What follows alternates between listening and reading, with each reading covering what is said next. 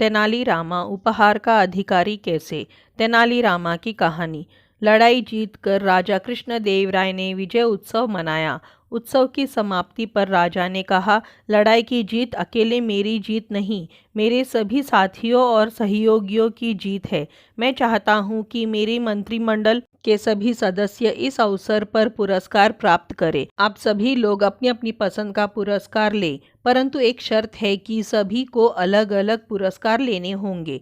एक ही चीज़ दो आदमी नहीं ले सकेंगे। यह घोषणा करने के बाद राजा ने उस मंडप का पर्दा खिंचवा दिया जिस मंडप में सारे पुरस्कार सजाकर रखे गए थे।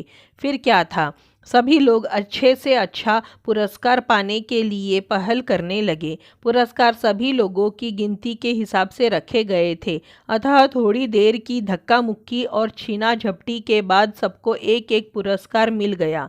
सभी पुरस्कार कीमती थे। अपना अपना पुरस्कार पाकर सभी संतुष्ट हो गए। अंत में बचा सबसे कम मूल्य का पुरस्कार एक चांदी की थाली थी। यह पुरस्कार उस आदमी को मिलना था जो दरबार में सबके बाद पहुंचे, यानी देर से पहुंचने का दंड। सब लोगों ने जब हिसाब लगाया तो पता चला कि श्रीमान तेनालीरामा अभी तक दरबार में नहीं पहुंचे हैं। यह जानकर सभी खुश थे। सभी ने सोचा कि इस बेतुके, बेढंगे व सस्ते पुरस्कार को पाते हुए हम सब तेनालीरामा को खूब चिढ़ाएंगे, बड़ा मजा आएगा। तभी श्रीमान तेनालीरामा आ गए। सारे लोग एक स्वर में चिल्ला पड़े, आइए तेनालीरामा जी, एक अनोखा पुरस्कार आपका इंतजार कर रहा है। तेनालीरामा ने सभी दरबारियों पर दृष्टि डाली। सभी के हाथों में अपने अपने पुरस्कार थे।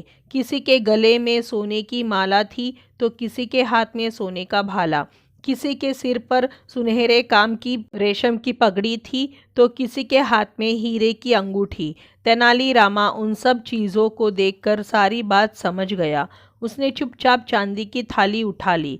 उसने चांदी की उस थाली को मस्तक से लगाया और उस पर दुपट्टा ढक दिया, ऐसे कि जैसे थाली में कुछ रखा हुआ हो। राजा कृष्णदेवराय ने थाली को दुपट्टे से ढकते हुए तेनालीरामा को देख लिया। वे बोले, तेनालीरामा, थाली को दुपट्टे से इस तरह क्यों ढक रहे हो? क्या करूं महाराज, अब तक तो मुझे आपके दरबार से हमेशा सिक्के से भरे थाल मिलते रहे हैं। यह पहला मौका है कि मुझे चांदी की थाली मिली है। मैं इस थाल को इसलिए दुपट्टे से ढक रहा हूँ ताकि आपकी बात कायम रहे। सब यही समझे कि तेनालीरामा को इस बार भी महाराज ने थाली भरकर सोने के सिक्के पुरस्कार में दी है।